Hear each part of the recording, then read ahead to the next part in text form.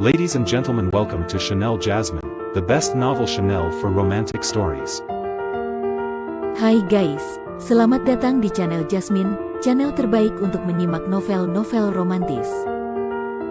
Mohon dukung channel ini dengan subscribe, like dan share video-video yang ada di channel ini. Terima kasih. 167, 5168. Matahari terbenam bagaikan darah, memercik di gerbang gunung istana ketujuh. Dev datang bersama semua orang. Pada saat ini, Dev berdiri dengan kedua tangan di belakang punggungnya. Humazi dan yang lainnya mengikutinya dari kejauhan. Mereka memperhatikan sosoknya yang kurus membentuk bayangan panjang di bawah matahari terbenam, memperlihatkan tekanan yang tak tertandingi. Ada kilatan fanatisme dan kekaguman di mata para kultivator sekte Qingyun. Mereka tahu bahwa pertarungan sengit akan segera dimulai dan mereka akan dapat menyaksikan keajaiban lainnya. Pada saat ini, Dev berjalan selangkah demi selangkah menuju sarang Tuan Istana Ketujuh. Tuan Chen, apakah Anda benar-benar akan menerobos masuk ke Istana Ketujuh sendirian? Yunhuya menelan ludahnya dan menatap puncak Istana Ketujuh yang berkabut di depannya. Suaranya bergetar, Tuan Istana Ketujuh berada di puncak peringkat ke-9 dari alam dispersi abadi, dan kita tidak tahu berapa banyak kultivator peringkat ke-9 dari alam dispersi abadi yang ada di Istana Ketujuh. Dev bahkan tidak menoleh. Suaranya terdengar seperti angin, dengan sedikit nada menggoda, puncak peringkat 9. Di mataku, itu hanya semut yang sedikit lebih besar.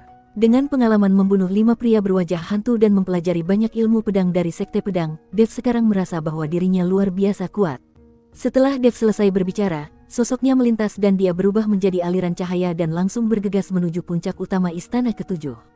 Formasi perlindungan gunung di depan gerbang gunung tiba-tiba menyala, dan rune yang tak terhitung jumlahnya terjalin menjadi jaring, mencoba memblokirnya. Dev melengkungkan sudut mulutnya membentuk seringai, dan dengan jentikan jaringnya, aura kekacauan yang hampir tak terdeteksi melesat keluar, bagaikan gunting tak kasat mata, yang langsung merobek formasi pelindung gunung menjadi berkeping-keping. Boom! Deru formasi yang hancur bergema di seluruh Istana Ketujuh. Murid-murid yang tak terhitung jumlahnya yang sedang berlatih mendongak dengan nyeri, hanya untuk melihat sesosok tubuh bergegas masuk ke istana Tuan Istana Ketujuh seolah-olah tidak ada seorang pun di sekitar. Pada saat ini, Tuan Istana Ketujuh sedang duduk bersila di tengah aula, memikirkan cara untuk melapor kepada Tuan Istana Keempat. Setelah kembali dari Istana Ke-8, Tuan Istana Ketujuh tetap tinggal di dalam rumah. Kejutan yang diberikan Dev kepadanya benar-benar terlalu besar. Tetapi sekarang, dia masih tahu terlalu sedikit tentang Dev, jadi dia tidak tahu bagaimana menjelaskannya kepada Tuan Istana Keempat. Tiba-tiba, kubah kaca aula itu meledak dengan suara keras. Di tengah puing-puing yang berterbangan, Dev turun seperti dewa, berdiri kokoh di tengah aula, dan meliriknya dengan acuh tak acuh. Tuan Istana Ketujuh, apakah Anda baik-baik saja? Suara Dev tidak keras, tetapi terdengar seperti guntur di telinga Tuan Istana Ketujuh. Tiba-tiba dia membuka matanya dan melihat wajah muda Dev yang penuh dengan niat membunuh. Jantungnya tiba-tiba menciut dan dia hampir terjatuh dari matras. Dev, apa yang kau lakukan di Istana Ketujuhku? Tanya penguasa Istana Ketujuh. Bagaimana menurutmu? Dev tersenyum dingin. Aku tidak menaruh dendam padamu. Aku tidak ingin menjadi musuhmu, dan aku juga berharap kamu tidak akan menyusahkanku. Saya tidak tahu apapun tentang perseteruanmu dengan kuil. Tuan Istana Ketujuh tidak ingin menjadi musuh Dev. Dia takut tidak dapat mengalahkan Dev. Jika kau tidak ingin menjadi musuhku, lalu mengapa kau pergi ke Istana Ke-8? Mengapa kau menyerang Istana Ke-8? Tanya Dev. Aku pergi ke Istana Ke-8 hanya untuk menemuimu, bukan untuk melakukan apapun padamu. Saya juga menerima perintah dari Tuan Istana Keempat untuk menyelidiki identitas dan latar belakang Anda. Saya tidak punya niat lain, kata Tuan Istana Ketujuh. Mata Dev menyipit, dia tidak menyangka bahwa bahkan Tuan Istana Keempat telah memperhatikannya. Sekarang Tuan Istana Ketujuh berada di puncak tingkat ke-9 dari alam dispersi abadi. Dev tidak berani membayangkan seperti apa kekuatan Tuan Istana Keempat. Aku tidak peduli apakah kau ingin menjadi musuhku atau tidak. Aku di sini untuk menghancurkanmu hari ini kecuali kau secara sukarela meninggalkan kuil. Klan kuno barbar, sekte Tianyan, dan Istana Bayangan Darah semuanya telah kuhancurkan. Aku tidak akan membiarkan siapapun yang menyinggung perasaanku pergi. Dev menatap Tuan Istana Ketujuh dengan dingin dan berkata, Dev, kau sudah keterlaluan. Apa kau pikir aku takut padamu? Tuan Istana Ketujuh mengerutkan kening dan berkata, bagaimana mungkin dia diminta meninggalkan kuil? Jika dia pergi hari ini, dia mungkin akan dibunuh besok. Jika kamu tidak takut padaku, silakan saja, kata Dev sambil tersenyum. Tuan Istana Ketujuh menggertakkan giginya dan berteriak dengan ganas, dengan cepat membentuk segel dengan tangannya, penjaga istana, tangkap dia untukku. Sebelum dia selesai berbicara, 8 aura kuat tiba-tiba meledak dari keempat sudut aula. 8 penjaga istana peringkat 8 dari alam abadi yang tersebar, memegang senjata ajaib, membentuk formasi bagua dan mengepung Dev di tengah. Mata mereka dingin, dan jelas bahwa mereka telah menerima perintah untuk membunuh penyusup. 8 belalang, kau ingin menghentikanku. Dev terkekeh dan terlalu malas untuk menghunus pedangnya. Sosoknya bergerak melalui formasi bagaikan hantu, dan setiap kali ia mengangkat tangannya, pengawal dewa akan terlempar mundur sambil berteriak, senjatanya hancur berkeping-keping, urat-urat spiritualnya terputus, dan ia akan terjatuh dengan keras ke tanah, hidup atau matinya tidak diketahui. Namun dalam beberapa tarikan napas, ke-8 pengawal dewa alam abadi itu semuanya lumpuh dan tergeletak di tanah dalam keadaan berantakan. Pupil mata Tuan Istana ke-7 tiba-tiba mengecil dan seluruh warna menghilang dari wajahnya. Dia tidak pernah menyangka bahwa kekuatan Dev akan begitu mengerikan. Para penjaga dewa tingkat 8 dari alam dispersi abadi bagaikan ayam dan anjing di tangannya. Kamu, siapa kamu sebenarnya? Suara Tuan Istana ke-7 bergetar, dan dia melangkah mundur tanpa sadar, tangannya diam-diam meraih cincin penyimpanan di pinggangnya. Apakah kamu tahu konsekuensi menyinggung kuil? Sebagai akibat dari, Dev mendekat selangkah demi selangkah, matanya berkilat dingin, karena aku telah menyinggung istana ke-10, aku sudah tahu akibatnya. Jangankan kamu, yang hanya istana ke-7 yang kecil. Bahkan jika seluruh kuil, atau bahkan seluruh klan dewa, yang memprovokasiku, aku akan menghancurkannya. Mulut besar sekali, Tuan Istana ke-7 tiba-tiba mengeluarkan sebuah bendera emas kecil, dengan bintang-bintang yang tak terhitung jumlahnya disulam di atasnya, memancarkan aura bintang-bintang di dunia. Dev, jangan berpikir kau begitu hebat. Lihat, aku, bendera bintang, akan membawamu pergi. Dia melambaikan bendera kecil itu dengan kencang, dan tiba-tiba cahaya dan bayangan keemasan yang tak terhitung jumlahnya terbang keluar dari bendera itu, meraung, dan menyerbu ke arah Dev seperti air pasang. Kemanapun ia lewat, udara tampak membeku dan langit serta bumi berubah warna dalam sekejap. Ini adalah salah satu senjata spiritualnya yang paling berharga, dan dia pernah menggunakan bendera ini untuk membunuh orang kuat yang levelnya sama. Namun, Dev hanya meliriknya dengan acuh tak acuh dan menjentikkan jarinya dengan santai. Zeng, suara pedang yang jelas, bergema di seluruh aula, dan energi pedang emas yang terkondensasi hingga ekstrim melesat keluar dari ujung jarinya. Pedang itu tampak ramping, tetapi mengandung kekuatan besar seperti penciptaan dunia. Cahaya dan bayangan keemasan itu bagaikan es dan salju yang bertemu matahari di hadapan energi pedang, dan langsung mencair. Bahkan, bendera bintang pun meraung karena beban berat itu, dan bendera itu hancur berkeping-keping dan berubah menjadi abu. Apa? Tuan Istana ke-7 bengong. Tangannya yang memegang tiang bendera bergetar hebat, dan matanya dipenuhi ketakutan luar biasa.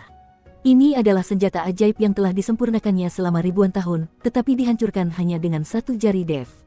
Tidak mungkin. Tuan Istana ke-7 meraung marah, tiba-tiba membuka mulutnya dan mengisap, lalu sebuah relik emas berputar terbang keluar dari antara kedua alisnya. Relik itu bersinar terang, dan langsung membentuk perisai cahaya emas besar di depannya. Perisai cahaya itu diukir dengan bahasa Sanskerta kuno, memancarkan aura suci dan luas. Ini adalah sebuah vajra pusaka yang tidak bisa dihancurkan yang kuambil dari surga barat. Bahkan seorang puncak tingkat 9 dari alam dispersi abadi tidak dapat menghancurkannya. Dev, apa yang dapat kau gunakan untuk menghancurkan pertahananku? Tuan Istana ke-7 meraung seperti orang gila, seolah-olah dia sudah kehabisan kesabaran. Dev memandangi perisai emas itu, dengan senyum jenaka di wajahnya. Dia tidak menggunakan senjata spiritual apapun, tetapi hanya mengulurkan tangan kanannya, telapak tangan menghadap ke atas dan perlahan-lahan menekan ke arah perisai cahaya. Boom! Saat telapak tangan itu menyentuh perisai cahaya, tidak terdengar suara gemuruh yang mengguncang bumi, hanya suara klik yang tumpul. Vajra pusaka, yang dikatakan tidak dapat dihancurkan bahkan oleh puncak tingkat 9 dari alam dispersi abadi sebenarnya seperti kaca. Retakan seperti jaring laba-laba yang tak terhitung jumlahnya mulai menyebar dari titik kontak. Setelah beberapa saat, benda itu meledak sepenuhnya dengan suara duar. Relik emas itu meratap, dan cahayanya terbang redup kembali ke dahi Tuan Istana ke-7, hampir hancur. Tuan Istana ke-7 menatap kosong ke arah senjata ajaib penyelamat hidupnya yang hancur. Seluruh tubuhnya terasa seperti tersambar petir dan dia bahkan tidak bisa berdiri tegak. Dia menatap mata Dev yang seolah mampu melihat menembus segalanya, dan untuk pertama kalinya, perasaan putus asa melonjak dalam hatinya. Monster macam apa orang ini? Tuan Istana ke-7, metode apa lagi yang Anda miliki? Suara Dev sedikit malas, seolah-olah dia sedang menonton drama yang membosankan. Jangan sembunyikan, gunakan semuanya, agar aku bisa melihat seberapa kuat kekuatan tempur puncak Istana ke-7. Kamu bertindak terlalu jauh. Tuan Istana Ketujuh terpaksa berada dalam situasi putus asa, dan sedikit kekejaman melintas di matanya, karena kamu mencari kematian, jangan salahkan aku karena menggunakan teknik rahasia terlarang. Dia menggigit lidahnya dengan keras, dan seteguk darah menyembur ke dadanya. Tangannya dengan cepat membentuk segel yang sangat misterius. Dalam sekejap, auranya melonjak, dan kultivasinya, yang awalnya berada di puncak alam abadi, menunjukkan tanda-tanda terobosan. Api keemasan mengelilingi tubuhnya, dan garis-garis aneh muncul di wajahnya. Ini adalah pengorbanan untuk para dewa, kata Huo Jingjing dengan ngeri. Huo Jingjing juga merupakan anggota kuil, jadi tentu saja dia tahu kekuatan pengorbanan kepada para dewa. Mata Humazi menyipit, dan dia hendak melangkah maju untuk membantu, namun dihentikan oleh Dev dengan tatapannya. Dev menatap Tuan Istana Ketujuh yang momentumnya meningkat pesat. Alih-alih takut, dia menunjukkan sedikit ketertarikan. Oh, pengorbanan dari para dewa. Menarik, Tuan Istana Ketujuh saat ini bagaikan dewa, dengan api keemasan mengelilinginya. Dia meraung dan meninju Dev. Pukulan ini mengandung semua kekuatan sumber kehidupannya yang membara. Ruang itu terdistorsi oleh angin tinju itu. Ada bayangan samar dewa yang mengembun di tinju itu, memancarkan tekanan yang merusak. Dev, bersiaplah untuk mati. Akan tetapi, menghadapi pukulan yang mampu membuat ahli alam abadi manapun ketakutan, Dev hanya mengangkat tangan kirinya pelan, merentangkan kelima jarinya, dan tampak perlahan mengulurkan tangan ke arah angin tinju itu. Wus, tidak ada suara yang menggetarkan bumi seperti yang dibayangkan, hanya suara samar-samar. Telapak tangan Dev dengan mudah menggenggam tinju Tuan Istana Ketujuh, dan angin tinju yang mengguncang bumi langsung menghilang di telapak tangannya, seperti setetes air di lautan. Apa? Tuan Istana Ketujuh kembali bingung. Dia menatap dengan mata terbelalak ke arah tinjunya yang mudah ditangkap. Merasakan vitalitas terkuras dari tubuhnya bagaikan air pasang, dan kekuatan tak terbatas yang keluar dari telapak tangannya seakan mampu melahap segalanya. Keputusasaan di dalam hatinya menenggelamkannya bagaikan tsunami. Bagaimana itu mungkin? Dia membakar habis kekuatan hidupnya dan menggunakan jurus pamungkasnya, tetapi dia bahkan tidak menyentuh sudut pakaian lawannya. Dev menatap ekspresinya yang ketakutan, dan lengkungan dingin muncul di sudut mulutnya. Tuan Istana Ketujuh, apakah ini semua kekuatanmu? Dia menggoyangkan pergelangan tangannya sedikit. Krak, Tuan Istana Ketujuh hanya merasakan nyeri yang tajam di lengannya, dan tulang-tulang seluruh lengannya langsung patah. Sambil berteriak, dia terlempar keluar oleh Dev dan menghantam pilar batu aula dengan keras. Puff, Tuan Istana Ketujuh memuntahkan seteguk besar darah, dan sumber kehidupan yang terbakar di tubuhnya menjadi tidak teratur. Keadaan pengorbanan para dewa langsung terangkat, dan napasnya menjadi lemah.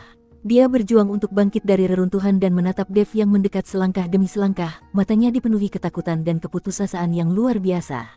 Dia sekarang akhirnya mengerti bahwa jurang antara dirinya dan lelaki di depannya bukanlah jurang alam sama sekali, melainkan perbedaan yang sangat besar seperti jurang antara semut dan naga.